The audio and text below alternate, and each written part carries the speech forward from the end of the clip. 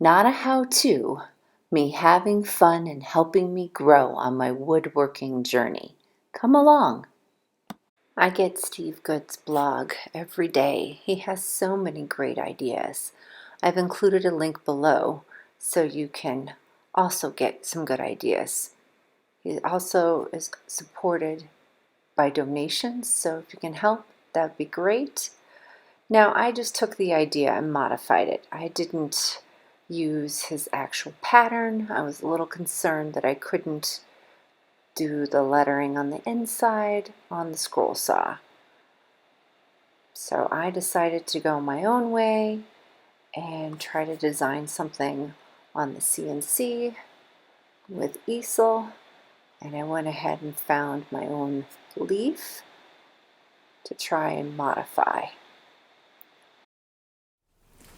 I had to tinker with this quite a bit on the CNC.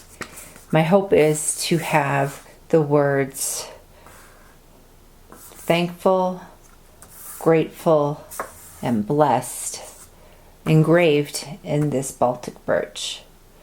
But to get this piece of wood to fit on the CNC, I'm going to need to cut it at 9 1/4 inches.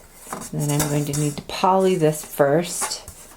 And these Michael tags are always a problem. Sometimes I can't get them off.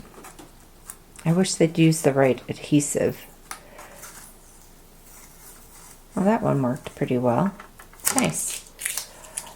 So cut this, poly it, then get it engraved.